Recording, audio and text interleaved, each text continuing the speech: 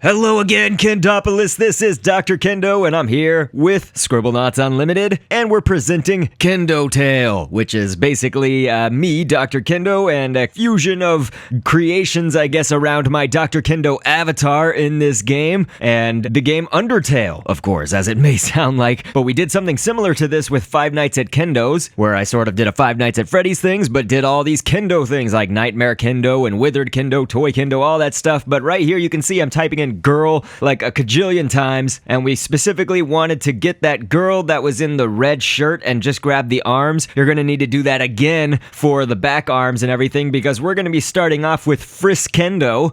You could do Frisk Kendo as two separate words, or just type it in all as one word, starting off with a man as the source object. This is actually completely starting off with the Dr. Kendo avatar itself, which was shown how to be created in episode 144. It's basically just a certain man in the object editor with Micah's head and Micah's legs, but we did remove those legs, so just keep on the Micah head. And right now I'm typing in Siren because we're actually going to grab the back leg of that to make these the legs. I'm going to need to move these green grids around to make sure that the legs are in the right spot, but to basically show, like Frisk in Undertale, the shorts and everything, we've got this minus sign, and that minus sign is also attached to where those legs are attached, so they're all on the leg grids. And as you saw, again, just to reiterate, those girl arms, those were for both the front and back arms of the Frisk Kendo here, or Frisk Kendo, all one word. So a glow stick is actually what we're going to use now for the stripe here on the shirts, or one of the stripes. We're going to do two of them, of course. And right there, I just moved the arm out of the way, of course, to be able to see it a little bit better. We'll go with the minus sign once again for both the eyes and the mouth right here. And it's all looking good, of course, with Micah's head up top. We did color the skin yellow, and I just made that hair like a dark browny color, same kind of color as the legs. Increase the body, like the torso only, just increase that like maybe once. Frisk, and of course, as you see here with the fallen child, version of Kendo, they both kind of have these big wide bodies or whatever, and the tiny arms around them. And so fallen Kendo, of course, will represent the fallen human, and marshmallow is what I used actually for the cheeks on both sides. And the minus sign is, of course, this time turned up,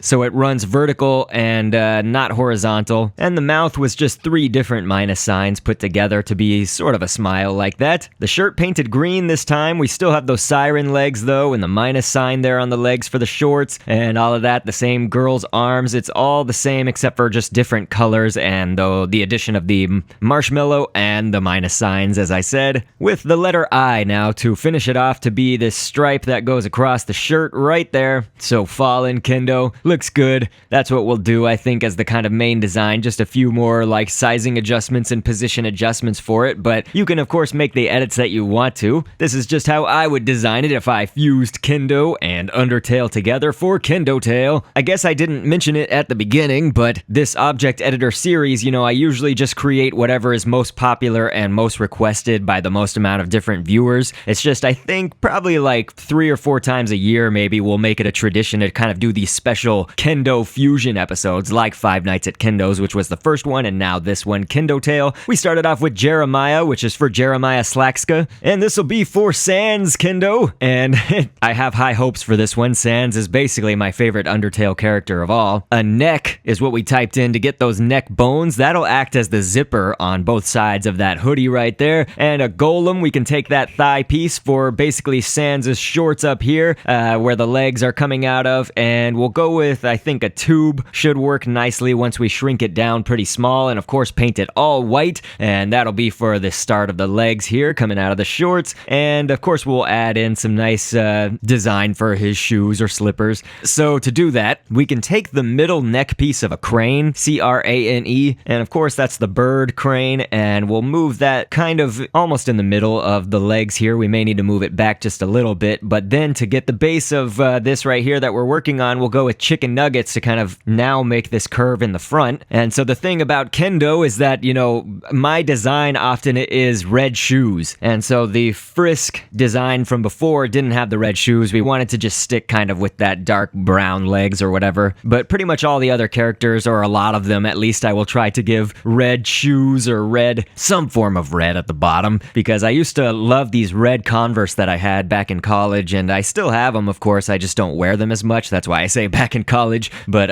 red Converse high tops were a favorite of mine, and a lot of people would make comments to me, usually positive, of course. Some people think red shoes are probably weird when you're in high school, but no matter, I also wore them through college, so I just think it's fun. Whenever I'm like creating myself in video games, I often give myself red shoes. But you noticed, hopefully, we took the mica head. Once again, we'll use this for, I'm gonna presume, most all the heads, because that's how I make the Dr. Kendo avatar. But on the third page of the 29-page library, we grabbed an arm shape that's down kind of in the bottom left corner. This fat-looking arm shape that we used for Kendo Sans' arms right here. And an egg is what we typed in to just have this black eye hole there for, it's like that mica head is a skull with some hair, I guess. But it's all white, of course, and the eggs are that black part for where the eyes go on a skeleton's face. And a scorpion, the upper middle tail piece, is what we grabbed to make for the nose hole area. And then an octopus, we can take this almost really wide V-shaped tentacle piece, and so then we gave it a checker color pattern right there of black and white, and it's basically to be like teeth, you know, a smile right here, and not to have to use so many stamps for it or anything like that to do each individual tooth. And we're typing in an eyebrow right now to be some lines underneath the eye holes, but just kind of going along with that thought though about stamp space, for anybody that doesn't know, Scribblenauts Unlimited, this game, the object editor does have a limit to how many stamps you can use. Yes, I know it's called Scribblenauts Unlimited, but you do actually have a limit to how many pieces you can put on. So like this marshmallow that I typed in for the eye right there, that was a stamp,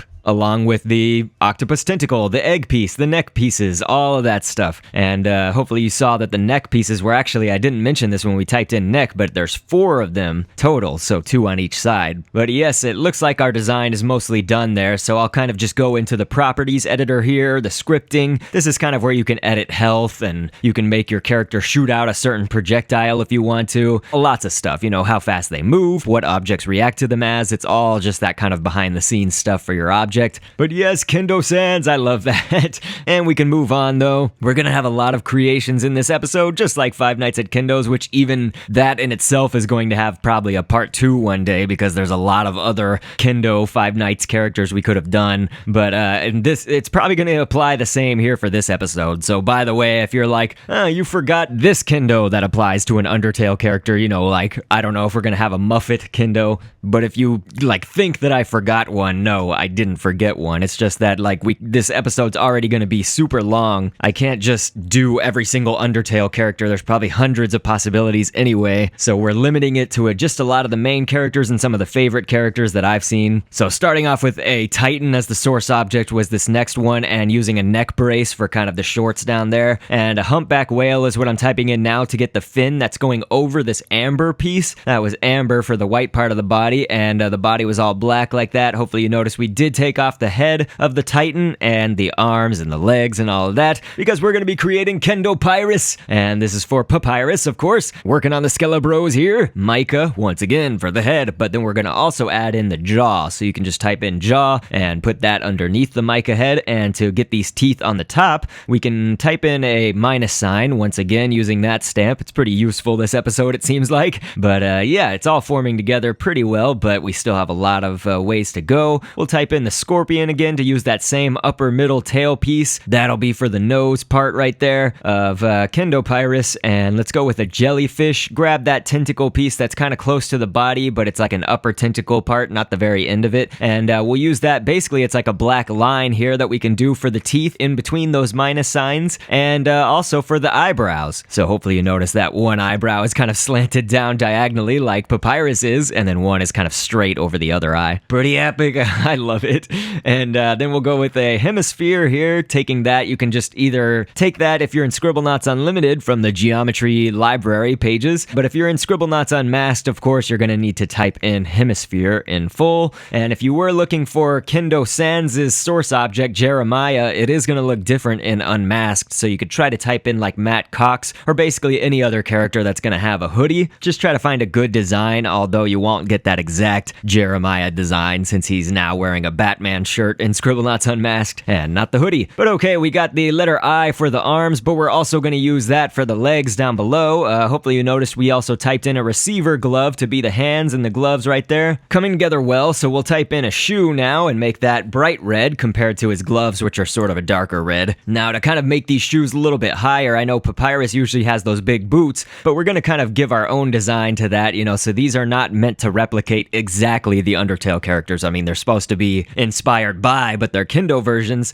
so we did add a minus sign on top of those shoes to make them look a little bit more like high tops. But then hopefully you notice, since we have to move quickly with all these characters, I've got Undyne here for Undyne, and Spiderfish, we typed that in, and that's going to show you actually that any one more stamp to this design is going to reach the stamp limit too. So we're pretty much going to reach the stamp limit with most all of these characters, at least all of the big humanoid type ones. The Spiderfish fin, though, at the bottom was actually for the eyebrows here of Undyne. We typed in a worm to get that back worm tail piece, and that'll be for the eye patch, as well as some black underneath the eye right there, the yellow eye that you're going to see, which that yellow eye was actually the middle body piece of a worm. So we did use a worm once again for that eye, but it was the middle piece for that, the yellow part. And then we've also got plenty of other things for this design. I really liked how it turned out. But in the 29-page library, on the 20th page, you see that arm shape in the top right corner. That was actually what we used, just kind of going straight up and down vertically for the eye that is there it's the pupil of the eye, I guess, for Undyne, or should I say Undyne. Typing in a squid and grabbing that upper tentacle piece close to the body again, like we did with the jellyfish, that'll actually get us the line for the eye patch right there going across the forehead. A beta, if you type in Betta, that beta fin is what we've got for the ears of Undyne. You don't even need to color them, because if you do, you'll mess up that blue and red coloration, but it's pretty nice that her skin is blue, so we can kind of just keep the beta fins the way that they are, which is awesome. A mango spear painted black is what we used for the opening of the mouth, kind of the main part of the mouth, all that black space, with the cuttlefish arm pieces, the end of the tentacle arms, those are for the teeth. And then Razor, that's Maxwell's brother, Razor, was for both of the arms of Undyne here, the front and the back. So you want Razor's front arm for our front arm here, and Razor's back arm for Undyne's back arm there. To get the weapon, we just, you can see me kind of removing the color of all of these little pieces here to get that spear. And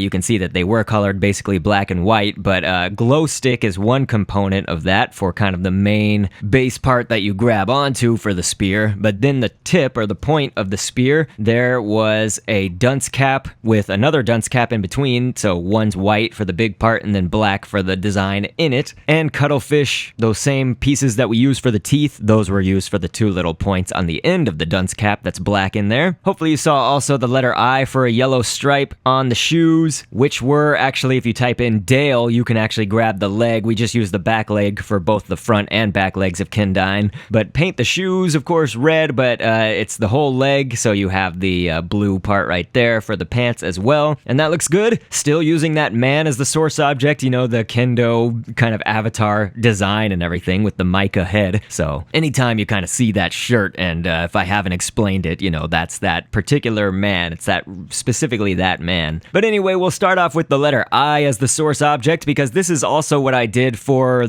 those who don't know. I did create a lot of Undertale characters throughout this series. A really big episode for it was episode 147, where I created a lot of the main characters, and Flowey was part of that. We did create Omega Flowey in a separate episode, but I did start off with the letter I for the potted flower Flowey, a boomerang for the bottom part there, you can see that I painted it red, going along with the red shoes thing, It works good, I thought, but Pebble is going to be for like a little leaf down there behind the eye, and Micah, we can use that head again for Micah to have kind of Flowey's, like it'll be the middle of the flower where his face is and everything like that, with a smile painted all black in there for the mouth, and the minus signs up and down vertically for the eyes right here, just going over those Micah eyes. We did use a glow stick painted completely bleach white, and that'll be for some teeth there within the smile, so you can see a little bit of space there underneath the glow stick for the black, and that's good detail and everything. The kiwi is what we typed in next, to take the bird kiwi, of course, not the fruit, but take the body of the kiwi. Kind of has that almost round shape, but a few points here and there, and those will be for the 2 petals on the side, whereas stone is what we typed in actually for the 2 petals kind of underneath that on both sides of the Kendo Flowey here. And we'll go with the kiwi again, that kiwi body piece, that same one for the other petals, and we'll do that for the top 2 petals up here. So that's all looking good. So let's go into the 29-page library. Again, what this is just a collection of shapes, body parts and things especially. But in the bottom middle of the 20th page, you can grab this little arm shape, and we're going to paint it all black to use for these sort of lines within the flower petals right there. Looking good. So I'll type in a jellyfish though, and grab that same upper tentacle piece that we used again earlier on the other characters, and that'll be for this line right here on the top petals. We're going to do it on both sides, of course, so we've got 1. Now if you notice, we're making it bigger and then smaller, bigger and then smaller. That's because whenever you're trying to take something kind of far away from your original source object, like that letter I was the original source that we used, the game limits how far you can move that stamp that you want to move away from the original source. So what I mean is, if you want to try to move it really high up like that, it will only go so high. And so one way to get around it, of course, is to make it really big, move it up or down or side to side or wherever you need to move it to, and then shrink it back down to the size that you need it at. It's going to take some adjustment, you're going to have to keep kind of with trial and error, keep seeing where it's going to fit best and how. But that's all good. We just finished off the properties editing for Flowey Kendo, and so we'll move on. So now we've got a new source object, which is going to be a bodybuilder, and we're going to make this be the source for Asgore, but the Kendo version, which we're going to go ahead and name right off the bat to Asgorendo. Complicated names coming up here. But anyway, color everything black except for the arms and take off the head. Then we're going to type in a hammerhead shark, put that down to be attached to the legs, 1 for each leg, but first I'll color it red. These are going to be like either red shoes, I mean, you could consider them red feet, I guess, but Asgore himself just has feet down there, but we're making our Kendo version have these red shoes with the pants that he's wearing going over them, basically. And so then I put a circle down on the chest in the middle there. We typed in a shark pup and took the bottom fin down there in the back because we're actually putting this over the arms. That means that these shark pup things are actually going to move with the arms, so I know that may not be super desirable for everybody. If that's the case, you could remove the arms and just put them on the body if you'd rather do that, but I wanted a little bit of movement for my design. Angel wings, we put 1 on each side, and so make sure to type angel wings and not just angel wing, because that'll come up with an angel wing pasta. But anyway, we got Micah the head, of course, for the Kendo head to be up there on top.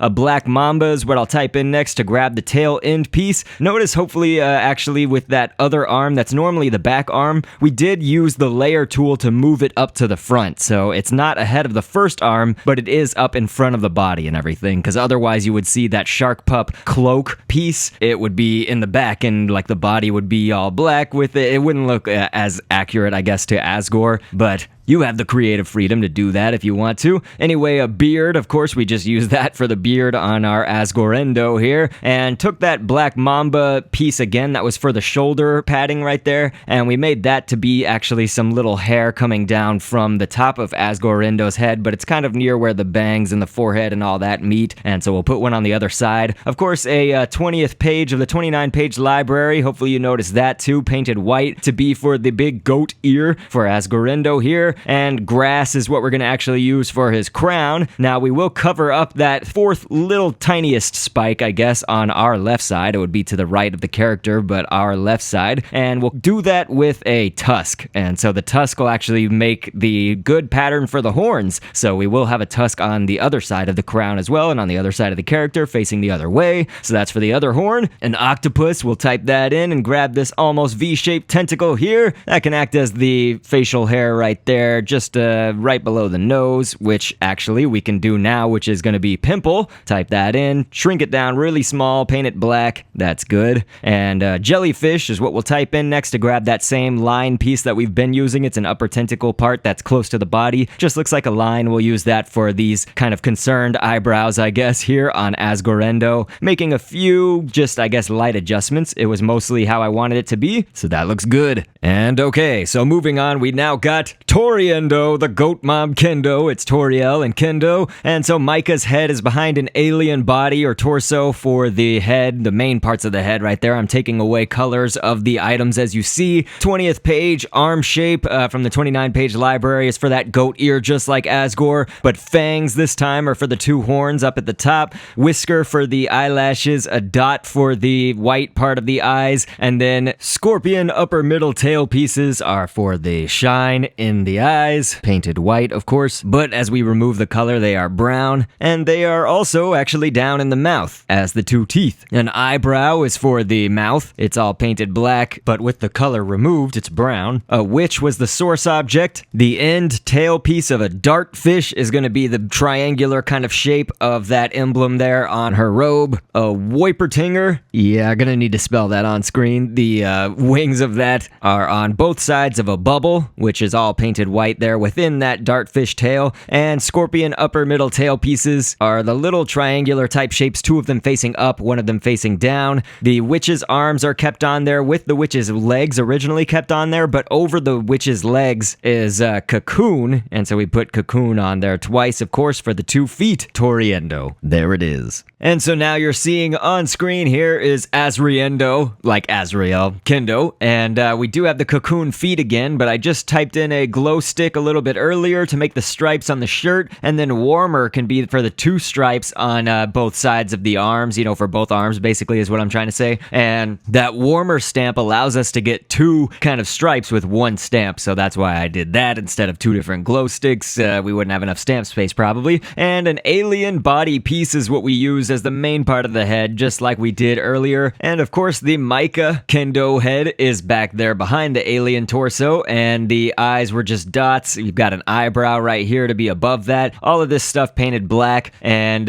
hopefully you also notice that the eyebrow painted black again is also for the mouth, the little smile down there. The source object for this was just basically the Dr.Kendo, you know, so just use that kind of Kendo avatar that comes from the man and paint everything accordingly, and it should work out pretty good for you. And so I will say though that the arms were replaced with the same girl arms. Type in girl, go for the one in the red shirt. It was the same girl arms from when we did Frisk Kendo or the Fallen Kendo. Pimple twice is going to be for the nostrils right there, back up on the head for its nose, and the 29-page library arm shape on the 20th page, bottom middle, that's going to be that same ear shape for the goats. It's kind of what we use for all of our goat Kendos, ear shapes. And so then also though on that same 20th page of the 29-page library, there's this straight arm at the top right, and that was actually a line underneath the eyes right there, the dot eyes I guess you could say, and painted black. And so perhaps one other thing that we haven't mentioned yet was the scorpion upper middle tail piece. That was also for the little tiny teeth here for Asriendo. I really like how that one looks. Gives me a very Asriel feeling, but Kendo-fied. Now, it was kind of a decent while back, but it was episode 165. We made a WD Gaster right here, and so you can see kind of as I remove the colors, all the different pieces that made up WD Gaster. You could just start off with the man as the source object, or almost any of the humanoid characters. Clown nose for the hands, all different kinds of things. Again, look back to that episode 165, and you'll be able to see how to create it exactly. But to make it all Kendo-like, it's not going to be all that hard. We just kind of type in the mica head to get that Dr. Kendo head once again, and I'll move it hopefully in the right spot. We're going to need to adjust all the little different things like the crack and stuff like that. That crack right there is actually the letter I 3 times to kind of do the curves in the crack. And there's just a lot of other pieces. Again, look back to that episode, but this is mostly going to be it. For Dr. Kendo's version, it would be WD Kendo. What would that be? Like Wing Dr. Kendo? Or just Wingding Kendo? That still sounds good. But moving along, once again, now we've got Alfie Kendo here. This is supposed to be like Alphys. Yes, that's how it's pronounced, according to Toby Fox. If you disagree with the creator of the game, take it up with him. But Alfie Kendo here is going to be a jellyfish. We just typed that in, grabbed the upper tentacle line tailpiece. That went actually through the dot eyes right there. Those dots are supposed to be like glasses, but since the dot has kind of a thick black outline, then it kind of looks like glasses too. But you can also take a squid, the upper tentacle piece close to the body, and that can be a line that goes all the way down the lab coat right there. A duckling was kind of this main dinosaur looking head part right there for the bulk of the head, and of course the mica hair is peeking out behind to show you that we did have the mica hair and the mica head all back there behind the duckling body. 23rd page of the 29-page library, second row from the bottom on the right side has this bent arm, and that was actually what we used for Alfie Kendo's arms, as well as when I created Alphys back in episode 147. But you saw text on screen that showed all of the different things that we used to create Alfie Kendo here. 2 dots for the eyes, 2 pimples for the nostrils, as well as the pupils of the eyes. Grills with a Z, that's for the teeth. Jellyfish upper tentacle piece was the curve in the mouth next to those teeth. That mica head, as I said. Marshmallow to be the button on the lab coat. Ivory is the tail. Make sure under the scripting to check off on the behavior. There's a behavior tab. You can check off that the custom object here that we created would inherit the characteristics of the source object. You don't really want it to act like a witch, or maybe you do, I don't know, but I personally took them off. And so now we're getting close with our last kind of home stretch of characters here, and we started off with a boy as the source object. You could probably use most humans. You really just kind of want like a small or thin body, because we're going to place this pole over it after taking off the head and all the limbs and all that. And so this pole we can paint black. Hopefully you guessed it, but if not, it's reminiscent of when I created Mettaton,